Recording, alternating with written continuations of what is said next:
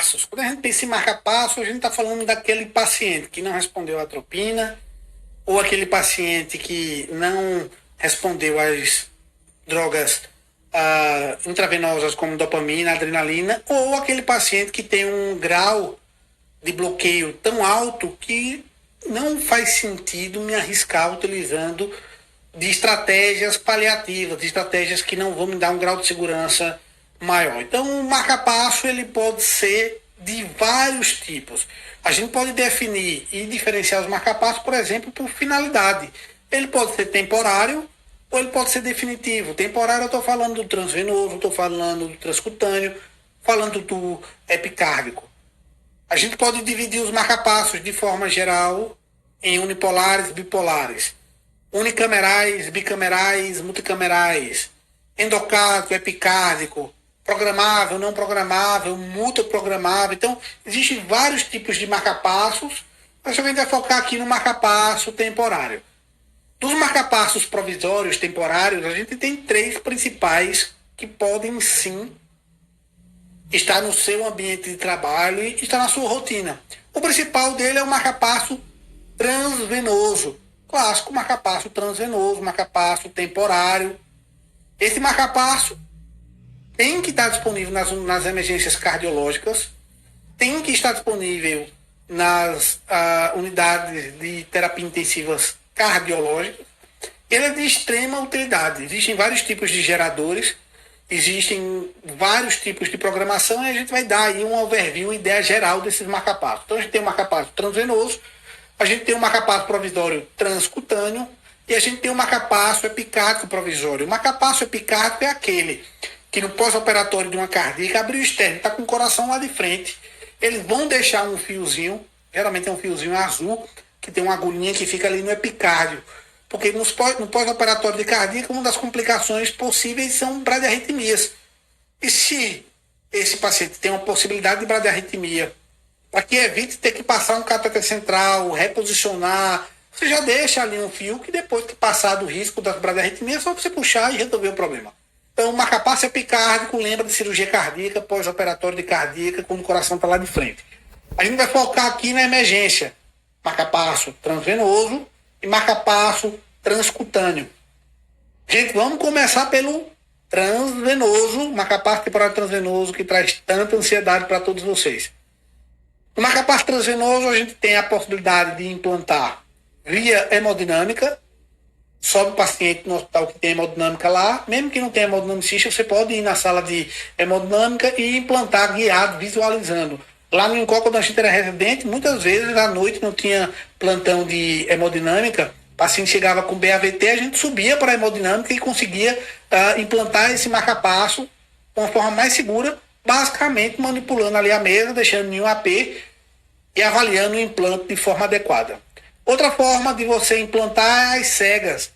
Eu posso implantar a beira-leito, em que basicamente eu ligo o gerador do marca-passo, coloco um transdutor, coloco um dilatador e o introdutor venoso, e a partir disso eu coloco o fio com o marca-passo e o gerador já estimulando. Quando ele captar, a gente já considera que passou o marca-passo de forma adequada. Outra forma é a beira-leito, só com um eletrograma intracavitário. Eu vou conectar a ponta do eletrodo do marca-passo e um jacarezinho como esse, ó. E aí, através disso, eu consigo ligar esse jacarezinho ao monitor e através da monitorização, monitor ligado no transdutor, no cabo do marca-passo, no negativo, no cabinho preto, eu consigo saber onde aponta aonde é que o marca-passo está passando. Se ele está no átrio, se ele está no ventrículo, se ele está impactado. Eletrograma intracavitário. E outra possibilidade de implante de marca-passo transvenoso através de ecocardiograma. Você coloca o ultrassom ali na região, numa incidência subcostal, e você vai vendo o marca-passo, vendo onde é que ele está indo.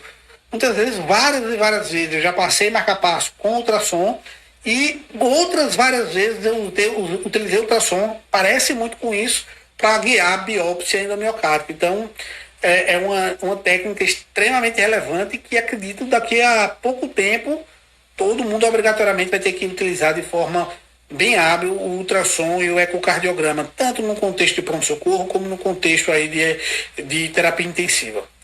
Vamos lá para os marca-passos transvenosos. Vamos conhecer aqui os geradores. Os dois tipos de geradores que particularmente eu tive mais contato foram esses dois aqui, ó. Esse que é um gerador unicameral, basicamente ele é ventricular, ou ele pode ser até ligado no epicárdico, mas ele estimula apenas uma câmara por vez. Esse é o tipo de gerador que mais eu vejo aí nas unidades de emergência. E o outro, que também existe geralmente em pós-operatório, em hemodinâmica, que é um gerador que pode estimular tanto o átrio como o ventrículo, bicameral. Principalmente você pode estimular átrio quando você está diante de uma cirurgia cardíaca, que o cirurgião coloca os eletrodos já no átrio e o outro já no ventrículo. E aí eu consigo estimular tanto o átrio como o ventrículo, mas basicamente o introdutor foi colocado realmente vendo o coração. Você não vai colocar um marca-passo transvenoso no átrio e o outro no ventrículo, não. Esse eletrodo aqui bicameral a gente utiliza normalmente no pós-operatório de cardíaca, se for preciso, mas na maioria das vezes a gente só usa o ventricular mesmo. Beleza, o que esse gerador traz para a gente de informação? Nesse aqui que é mais comum, unicameral. Eu tenho uma área aqui, que é a sensibilidade, aqui eu tenho duas luzinhas aqui, ó, uma luzinha, outra luzinha. Essa luzinha aqui tem dizendo que é de sensibilidade. Se ela está perto da sensibilidade, se ela tem aqui sensibilidade, eu tenho uma manivelazinha que controla a sensibilidade. A gente vai entender cada etapa dessa mais para frente. Mas aqui, ó, nesse gerador, luzinha de sense, próximo da manivela que controla a sensibilidade. O outro aqui eu tenho uma luzinha aqui que tem lá escrito estímulo. Aqui eu estou diante de uma manivela que vai me titular, ajudar a titulação do nível de energia, a intensidade do choque na ponta do cabo. Esse aqui é o output, o estímulo, o nível de estímulo. Depois eu tenho a frequência cardíaca que eu vou controlar.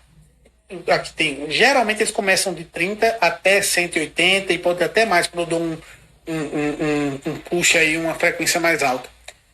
E por final, a outra manivela que eu considero, que eu coloco o tipo de estímulo que eu quero. Se é um VVI, se é um VV0, que quer dizer que sente ventrículo, estimula ventrículo e se inibe o ventrículo. Já que ele é um marca-passo transvenoso, ele vai ficar lá impactado no ventrículo direito. Então, esses são os comandos que a gente tem aí no gerador de marca-passo. No gerador digital, a gente consegue fazer cada uma dessas atividades para cada câmara dessa, e além dos modos VVI que só estimula o ventrículo, como ele tem bicameral, ele pode estimular tanto o átrio como o ventrículo, e aí ele tem outras combinações. O cabo. A maioria dos cabos, os eletrodos de marca-passo, eles são estéreis, ele vem com um eletrodo de marca-passo, propriamente dito, e ele vem com uma bainha introdutora. Uma bainha que eu coloco na veia, tipo catéter de Seldinger, com técnica de Seldinger, fica lá e eu passo esse introdutor por dentro. Ela tem uma válvula unidirecional que faz com que o sangue não volte. E aí eu coloco esse gerador que eu tenho uma ponta, a parte preta aqui, ó. Essa parte preta, ela corresponde a isso aqui, ó, a esse polo distal. E essa parte vermelha corresponde a esse polo aqui, ó. Por que isso é importante, André? Porque quando eu vou fazer uma técnica de introdução do marca-passo, de implante de marca-passo, que eu vou ter que avaliar o eletrograma intercavitário, lembra do meu jacarezinho, ó. Ele vai conectar justamente nessa pontinha preta aqui. Existem monitores que já vêm com esse monitor que eu grudo lá, quando eu quero monitorizar o paciente de forma rotineira, eu grudo o meu transdutor e ligo o jacarezinho nesse transdutor de pele. E aí já me ajuda, caso eu precise colocar, ele pode grudar aqui. Tem outros que não tem essa função, e aí eu tenho que ter esse dispositivo, essa janelinha aqui, para poder fazer a conexão entre o eletrodo e o monitor. No mundo existem outros tipos de eletrodo. Existem eletrodos que apresentam na ponta um balão, e esse balão, utilizando a técnica de Swan-Ganz, a técnica de fluxo, como se fosse uma vela, o sangue bate aqui e aí facilmente ele consegue ser guiado pelo fluxo de sangue e passar do átrio para o ventrículo de uma forma melhor. porque muitas vezes é difícil de você passar aqui por uma veia, ele passa aqui pela veia cava superior, cai no átrio, você tem que ir do átrio para a tricúspide, passar pela tricúspide para ir para o ventrículo. Às vezes o paciente tem uma dificuldade, uma área cardíaca grande e não passa. E com essa sondazinha pode ajudar. Beleza? Vamos lá. Então, mais uma vez, você vai utilizar técnicas de implante. Das técnicas de implante, a gente vai falar sobre a técnica de implante à beira-leito. E aí, considerando a técnica de implante à beira-leito, eu posso utilizar a técnica que eu utilizo com o meu jacarezinho ligado ao eletrodo através de eletrograma intracavitário, ou eu vou para a técnica mais bruta, que é a técnica que eu muitas vezes já passei, que é ligado diretamente isso aqui no gerador, um estímulo alto, e você vai até ele capturar. Muitas vezes você pode utilizar essa segunda técnica aí, que você está ligando o gerador, deixando já estimulando, quando o paciente está instável, quando não posso perder tempo. Na hora que impactar, ele já tira da arritmia, beleza? Na próxima aula, a gente vai dar detalhes sobre a técnica de implante marcapasso transvenoso, começando com a técnica de implante marcapasso transvenoso pela técnica de eletrograma intracavitário.